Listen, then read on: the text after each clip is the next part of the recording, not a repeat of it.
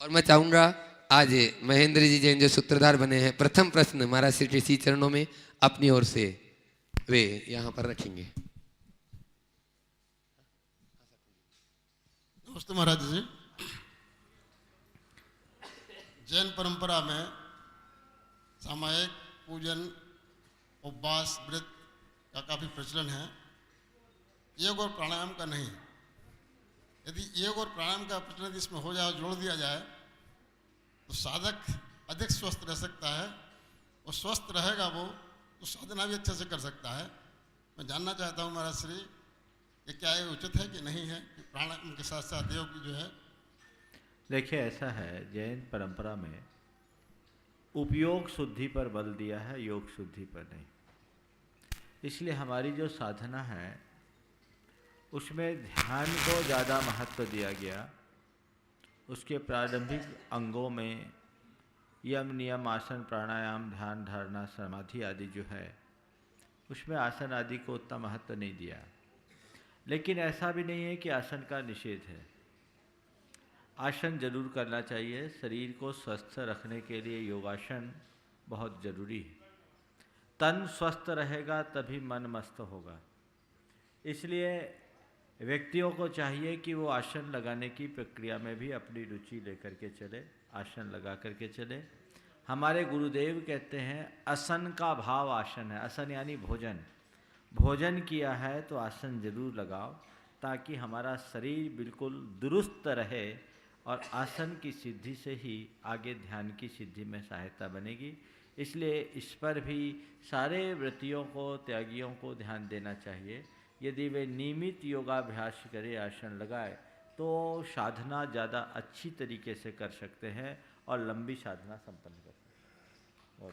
इसके बाद में ब्रह्मचारिणी शकुन दीदी जो ट्रस्टी हैं ढूंढाईतन की, वे परम पूज्य महाराज श्री श्री चरणों में प्रश्न रखेंगे। और उसके बाद में सनत कुमार जी जैन और राजेंद्र जी चौधरी बिलासपुर तैयार रहे। ठीक ठीक, हाँ ठीक, चलो। नमस्ते महाराज। महाराज, अगर कोई हमारे प्रति ईर्ष्या भाव रखता है तो उसके प्रति समता के भाव कैसे रखें? यदि कोई हमारे प्रति ईर्ष्या भाव रखे तो उसके प्रति हम समता भाव कैसे रखें? बहुत महत्वपूर्ण प्रश्न है। पहली बात तो ये कि मेरे मन में किसी के प्रति ईर्ष्या भाव न रहे, ये सावधानी रखें। अब रहा सवाल दूसरों के मन में ईर्ष्या भाव, तो ये तो होता ही है। प्रायः गुणियों से लोग ईर्ष्या करते हैं, अवगुणियों से नहीं। आप देखोगे कि सतियों से और साधुओं से ईर्ष्या रखने वाले लोग मिलेंगे, बेश्याओं और डाकुओं से ईर्ष्या रखने वाले लोग नहीं मिलते। इसलिए पहली बात तो मैं ये कहूँ कि यदि तुम्हारा कोई नया ईर्ष्यालु पैदा हुआ हो तो अपने भीतर झांक कर देखना, जरूर कोई नया गुण प्रकट हुआ होगा। इसलिए कोई ईर्ष्या करे तो हम घबराए नहीं, ये सोचे कि आग उसके मन में लगी है, मेरे मन में नहीं। हम उसके प्रति कभी द्वेष भाव न लाएं। जो ईर्ष्या करेगा वो भोगेगा, उसमें मेरा क्या बिगड़ेगा। मन में ऐसा भाव जगाना और जमाना चाहिए। फिर भी अगर किसी के मन में ईर्ष्या है और उसका हमें पता लग रहा है, तो उसके प्रति विशिष्ट प्रेम की अभिव्यक्ति करो, तो हो सकता है तुम्हारे प्रेम के बल पर उसकी ईर्ष्या के भाव भी समाप्त हों। रविन्द्रनाथ टैगोर को जब नोबेल प्राइज मिला, पूरे देश से उनके लिए बधाइयों का संदेश आया, प्रशंसा पत्र आए, और उन बधाई संदेश और प्रशंसा पत्रों के बीच एक व्यक्ति ऐसा था जिसे बहुत ईर्ष्या थी, और वो सबके बीच यही बात फैलाता था कि रविन्द्रनाथ टैगोर जुगाड़ से नोबेल प्राइज़ पा लिया है, वो नोबेल प्राइज़ के लायक व्यक्ति नहीं था, ये गलत है, ये जोड़ तोड़ से हुआ। रविन्द्र जी को इसका पता चला, और रविन्द्र जी को जब इसका पता चला तो वो क्या किए, एक दिन सुबह जब वो मॉर्निंग वॉक करके लौट रहे थे, सीधे उसके घर चले गए और चरण छू लिए। प्रणाम करते हुए बोले, आशीर्वाद चाहता हूँ आपका, आपकी कृपा से मुझे एक बड़ी उपलब्धि हुई। सामने वाला देखा तो एकदम भौचक्क, जिस आदमी की मैं सब तरफ बुराई करता हूँ वो आदमी आकर मेरे पांव पड़ रहा है और मिस अपनी उपलब्धि का श्रेय मुझे दे रहा है। उसने उन्हें गले से लगाया और कहा, नहीं, मैं भूल में था, तुम जैसे व्यक्ति ही नोबेल प्राइज के अधिकारी हो, आज मेरी बहुत बड़ी भ्रांति का निवारण हुआ। तो प्रेम के बल पर सामने वाले के विद्वेष को, ईर्ष्या के भाव को जीता जा सकता है। उसके प्रति हम बहुमान प्रकट करें, उसके गुणों की प्रशंसा करें, उसे प्रोत्साहित करें। और ऐसा सदस्य यदि अपने घर परिवार में है ना, तो अपनी उपलब्धि का श्रेय उसके सिर पर देना शुरू कर दें। अगर हमें कुछ उपलब्धि अर्जित हुई, दुनिया मेरी बड़ाई कर रहा है, तो उस समय ये कहे कि नहीं, इसमें मेरा रोल नहीं, मैं सामने जरूर हूं लेकिन पीछे से ये सारा क्रेडिट इसको देना चाहिए। उसका पेट भर जाएगा, आपका क्या बिगड़ेगा, काम बढ़िया हो जाएगा। थोड़ा सा अगर आप श्रेय देने लगे तो ईर्ष्यालु कोई पैदा नहीं हो सकता। दोनों चीजें ध्यान में रखकर चले आगे। सनक कुमारी जैन, फिर उसके बाद राजेंद्र जी चौधरी बिलासपुर तैयार रहे।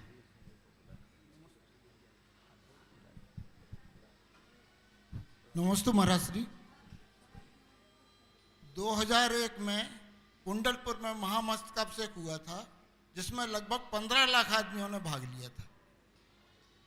उसकी सारी व्यवस्थाएं आचार्य श्री ने आपको सौंपी थी और इतना सफल कार्यक्रम हुआ था। तो हम लोग ये मार्गदर्शन चाहते हैं कि हम लोग छोटे छोटे से कार्यक्रम करते हैं और हम लोगों से बहुत सी त्रुटियां, बहुत सी अवस्थाएं हो जाती हैं। तो आप जरा सा मार्गदर्शन देंगे, बड़ी कृपा होगी। देखो, किसी भी कार्य की सफलता के लिए एक शब्द आता है, वेल प्लानिंग।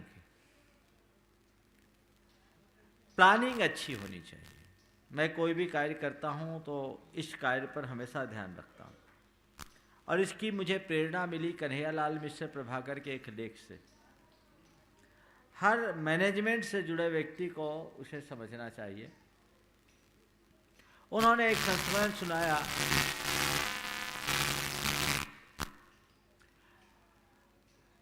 अयोध्या प्रसाद गोयली एक शादी के समारोह में गए हुए थे,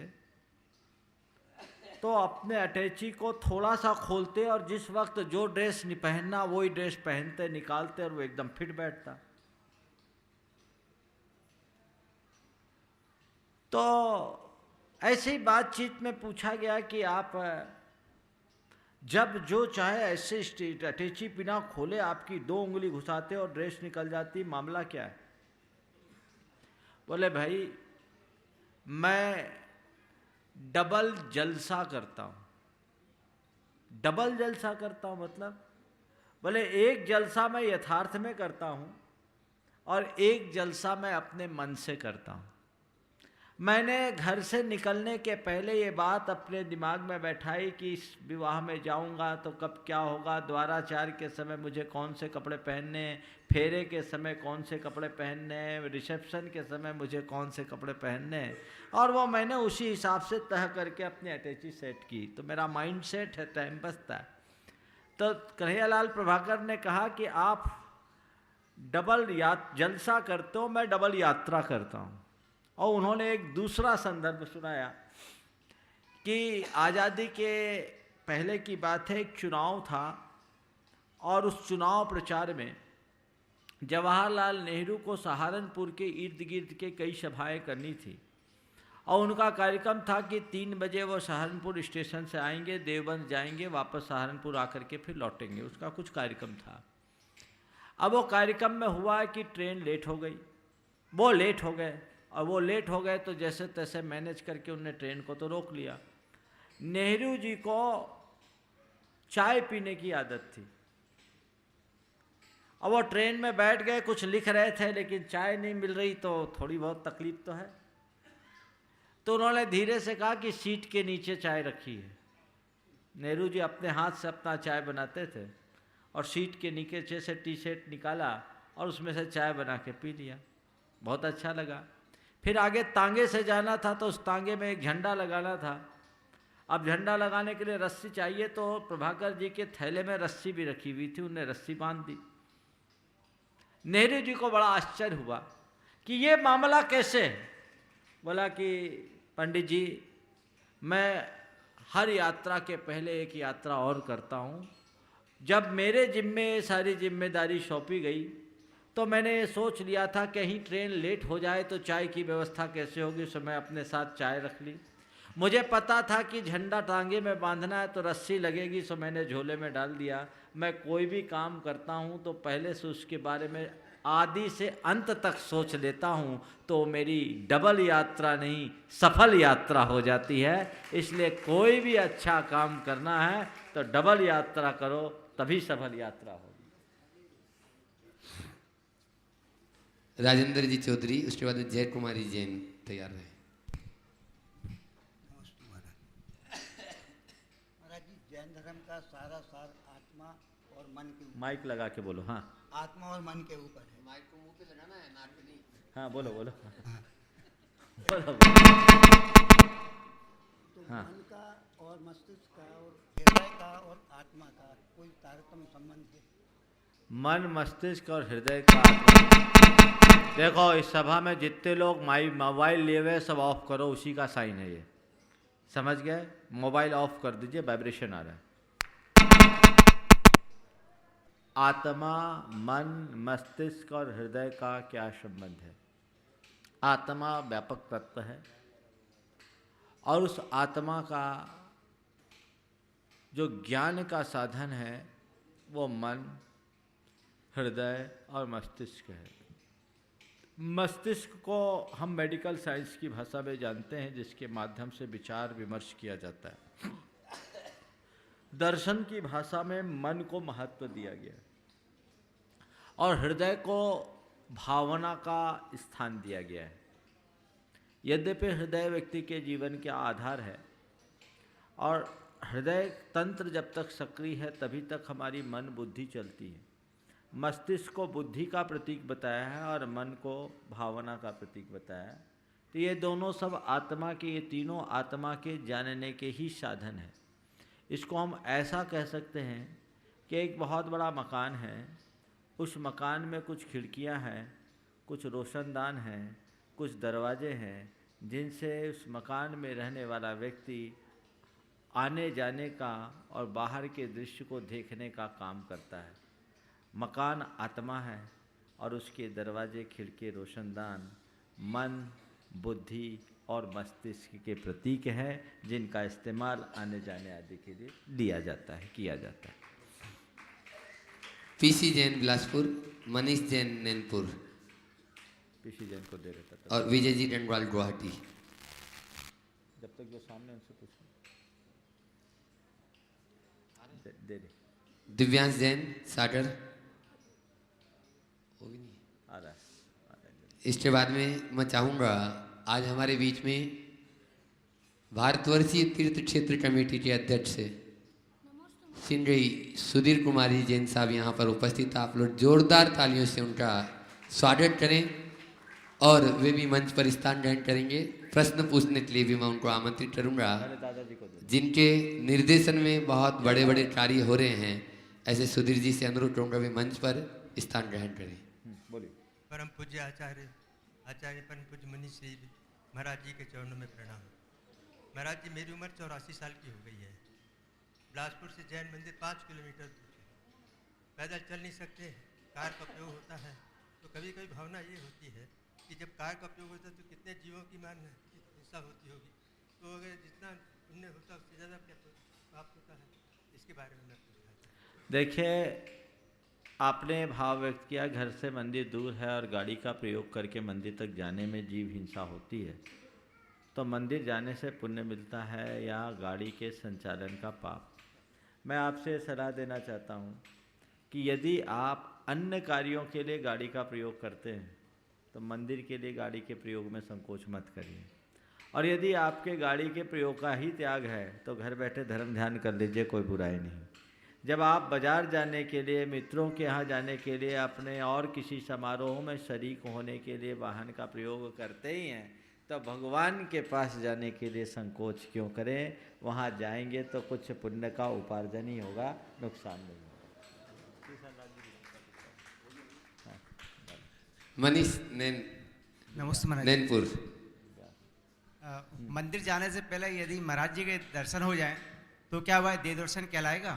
देखिए, मुनि महाराज का दर्शन हो जाए, मंदिर जाने के पहले मुनि महाराज का दर्शन हो जाए तो मुनि महाराज की मुद्रा जिन मुद्रा है, जिन मुद्रा को जिन बिंब के रूप में कहा गया है, मुनि महाराज के दर्शन से जिन दर्शन हो जाता है। लेकिन मंदिर जाने के रास्ते में महाराज मिल गए तो और अहोभाग्य समझकर महाराज का भी दर्शन करना चाहिए और मंदिर भी जाना चाहिए। मंदिर सुलभ होते हुए भी मंदिर के दर्शन न करना प्रमाद का द्योतक है। इसलिए जब कभी भी आप मंदिर जाएं, मुनियों के दर्शन मिले, अपना अहोभाग्य समझें, मंदिर के भी दर्शन करें। हाँ, जहाँ मंदिर सुलभ न हो वहाँ मुनि महाराज के दर्शन करके भी आप अपना काम चला सकते हैं। आगे विजय जी जैन, डंडवाल, गुवाहाटी। महाराज श्री, जैन धर्म में अंगों का दान देना, जैसे आँखों का दान देना, रक्त का दान देना और किडनी का दान देना, विषय में मैं कई बार उत्तर दे चुका हूँ। इसका कोई निषेध करना समयोचित नहीं है, पहले काफ़ी विस्तार से बता चुका। आगे दिव्यांश जैन, सागर। चलती जाए। नमस्ते महाराज जी, मेरा प्रश्न ये है, जो मंदिर में चावल चढ़ता है तो जो माली रहता है वो खाता है तो उसको पाप नहीं लगता क्या? बहुत अच्छा प्रश्न किया है।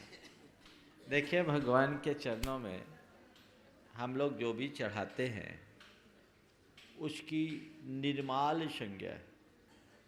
निर्माल द्रव्य का उपभोग नहीं करना चाहिए और जैन लोग इसका उपभोग नहीं करते, माली के लिए दे देते हैं। प्रश्न बिल्कुल यथार्थ है कि सबको दोष लगता है तो माली को भी दोष लगेगा। एक परंपरा समाज में बन गई है माली को द्रव्य देने की।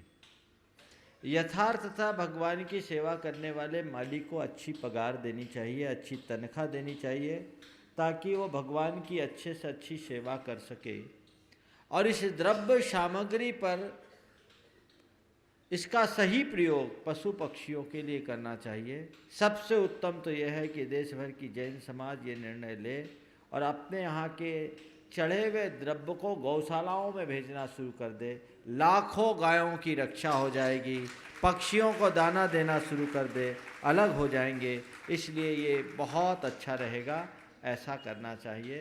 ये दोषप्रद तो है ही, और उस कमेटी को भी दोष लगेगा जब माली को रखते हुए कहेंगे कि 5 किलो बादाम चढ़ता है महीना में, तो तुमने अपने बादाम के दाम निकाल दिए।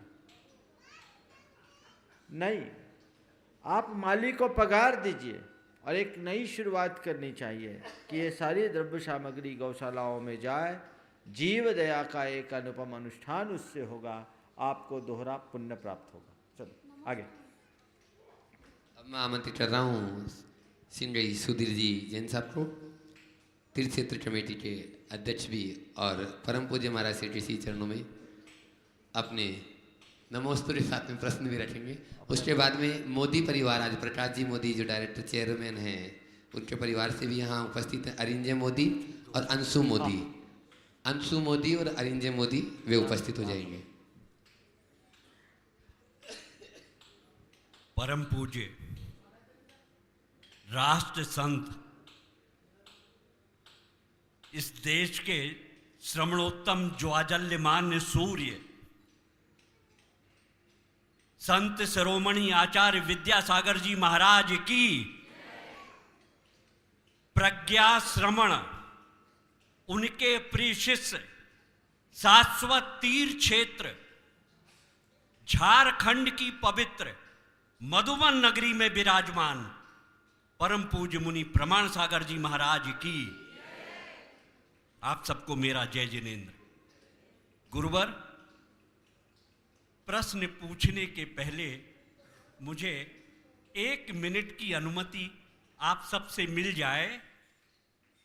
मैं अपने पाप कर्म के उदय से 24 समोसरण विधान यहाँ आकर उसमें सम्मिलित नहीं हो सका, इसकी पीड़ा मुझे जीवन पर्यंत रहेगी। लेकिन टीवी के सामने बैठकर सुबह से शाम तक के सारे कार्यक्रम देखने के बाद मैं भारतवर्षीय तीर्थ क्षेत्र कमेटी का प्रथम सेवक ये कह सकता हूं कि ऐसी धर्म की प्रभावना, ऐसी विशुद्धि जो हम लोगों ने हजारों किलोमीटर दूर बैठ के टीवी के माध्यम से महसूस की, गुरुवर आपके चरणों में सत सत वंदन, सत सत वंदन, सत सत नमन। सारा जहां उसी का है जो मुस्कुराना जानता है, रोशनी उसी की है जो शमा जलाना जानता है। हर कहीं मंदिर, मस्जिद, गुरुद्वारे हैं, लेकिन प्रभु ईश्वर उसी का है जो गुरु चरणों में अपना सिर नमाना जानता है। मैं आपसे कह सकता हूं, इन्हीं चरणों की आशीर्वाद है कि मैं आज भारतवर्ष के सारे तीर्थों का दौरा कर रहा हूं।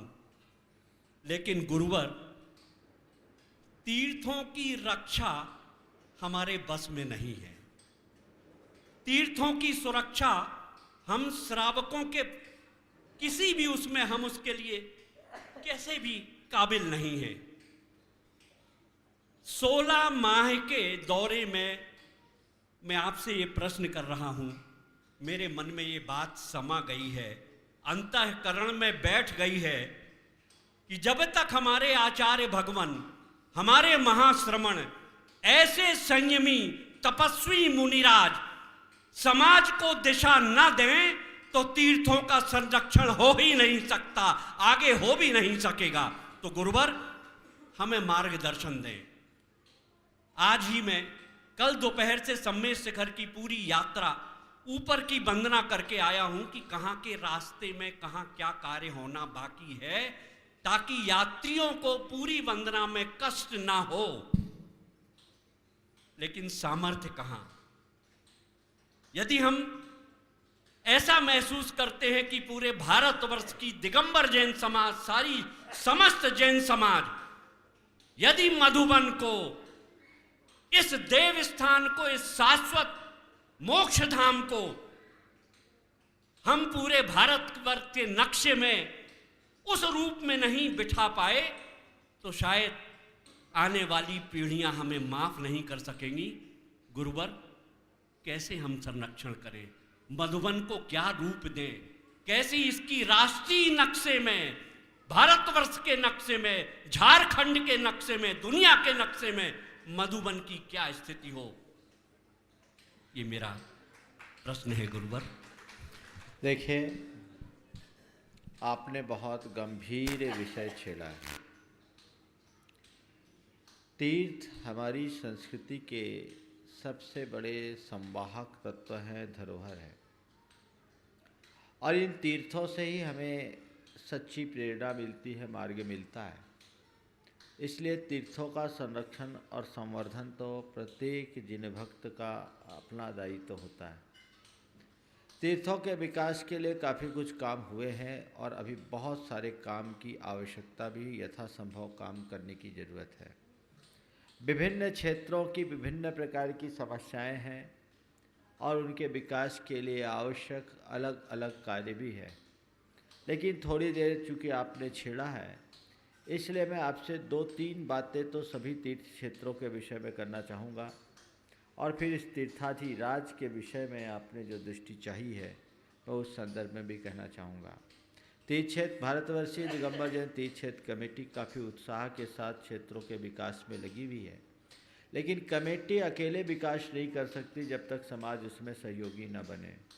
तो सबसे पहली बात तो ये है कि लोगों में तीर्थ यात्राओं की प्रवृत्तियाँ बढ़े।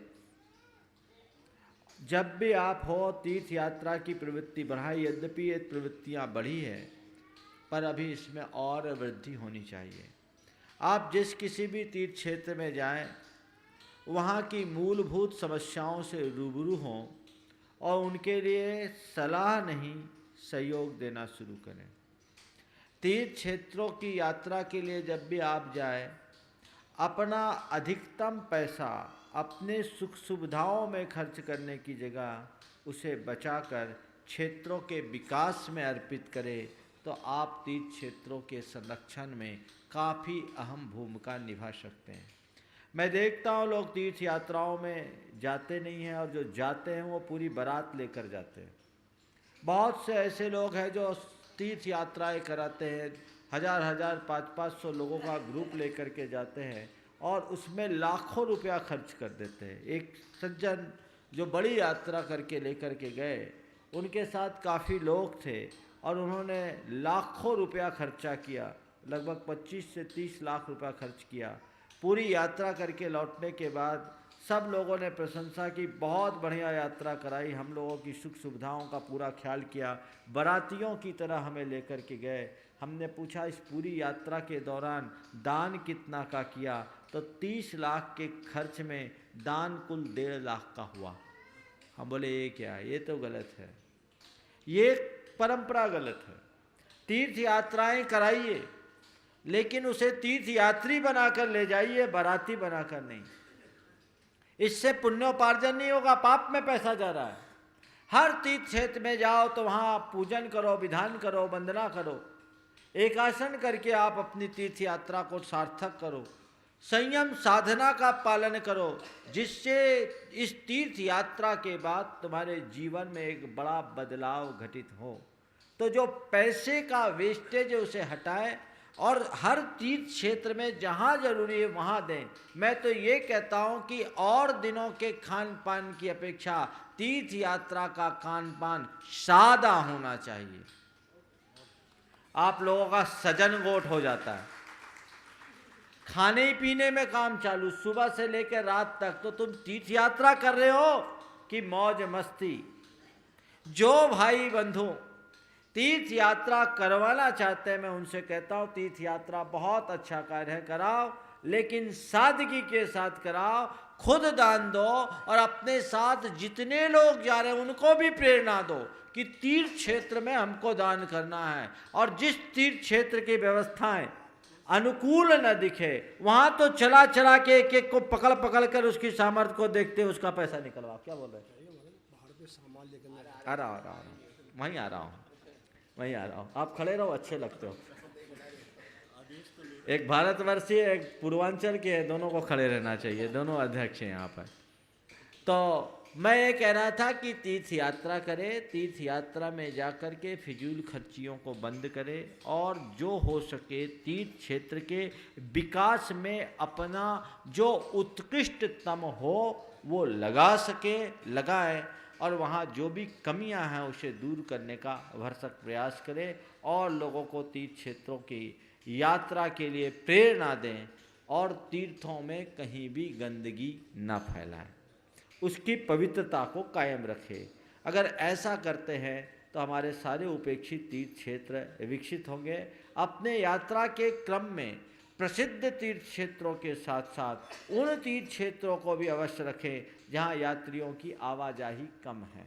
जहाँ प्रसिद्धि है वहाँ तो लाइन लगती है और जहाँ कोई नहीं जानता वहाँ आवाजाही कम होती है। तो हर तीर्थ यात्री अपने तीर्थ यात्रा के क्रम में 1-2 क्षेत्र ऐसे जरूर चुने जो उपेक्षित हो और वहाँ के लिए समय निकाल करके विशेष ध्यान दे।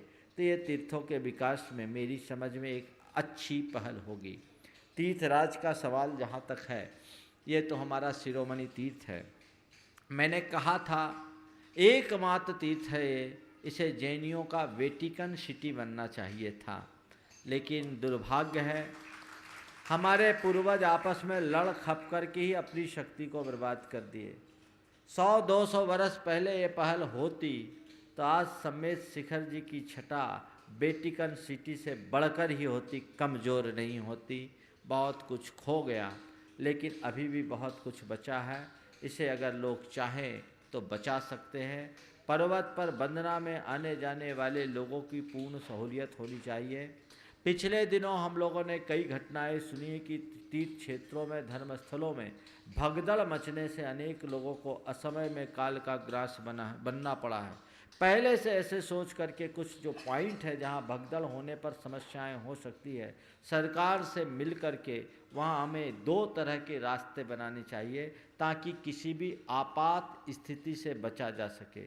यात्रियों को चढ़ने उतरने में जो असुविधा होती है, आपने उस पर पूरा ध्यान भी दिया है। और इन दिनों तीर्थ क्षेत्र कमेटी ने काफ़ी अच्छा काम भी किया है। शीतल नाला से डाक बंगला तक जैसी सड़क है, शीतल नाला से नीचे की भी वैसी ही सड़क होनी चाहिए। यह प्रयास हो रहा है और इसको शीघ्रता से करना चाहिए।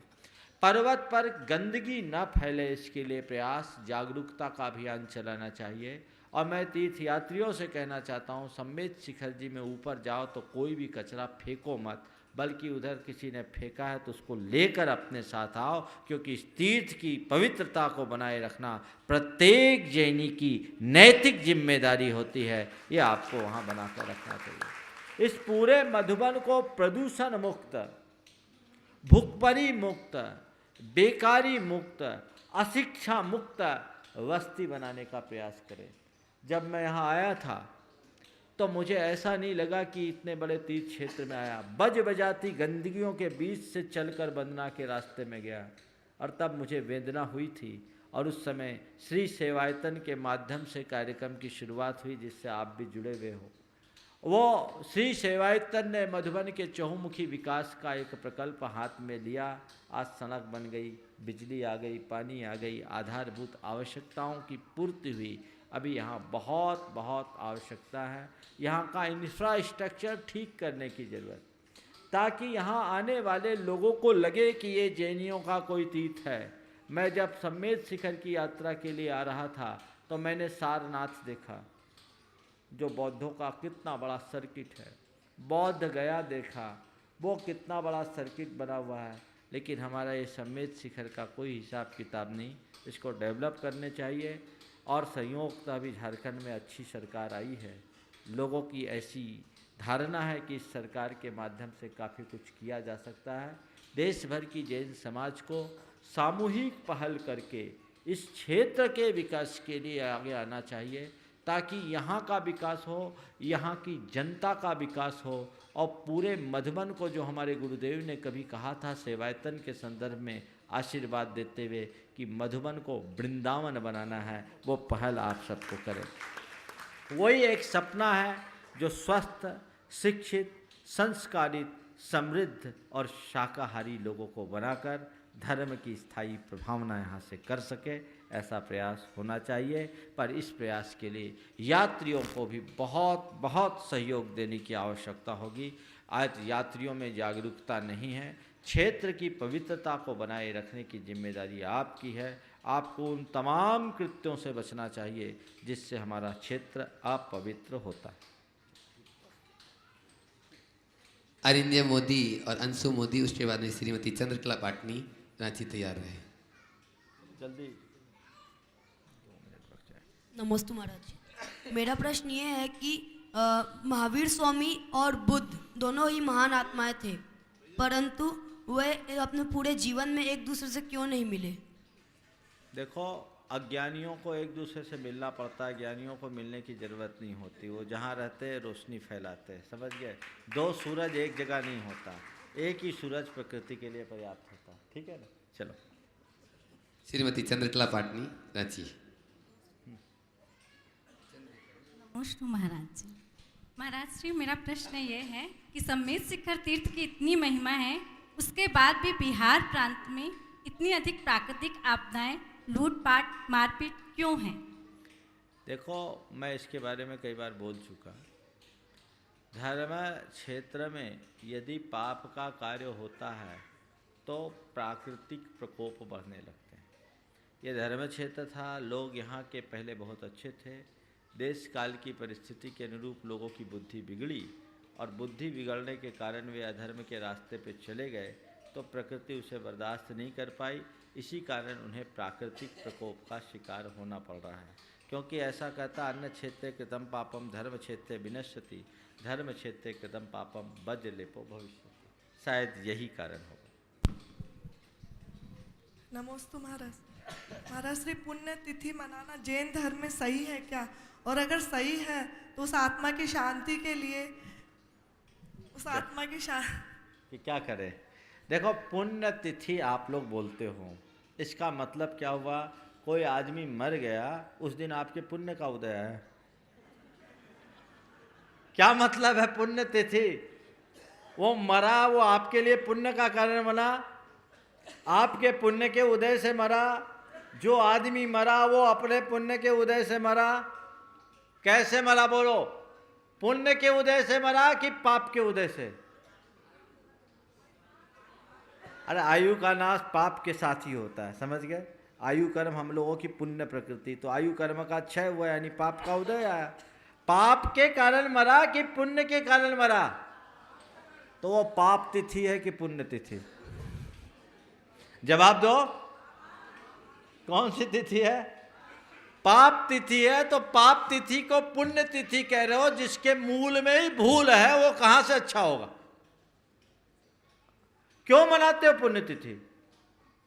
कोई पुण्य का कार्य करो, जिस तिथि में कोई पुण्य की घटना घटे या जिस तिथि में कोई पुण्य का कार्य हो, उसे ही ना पुण्य तिथि कहोगे। किसी की मृत्यु को आप पुण्य मानते हो, इसका मतलब यही है कि रोना एक दिखावा है, अंदर से खुशी है कि चला गया बला टली, ऐसी बात।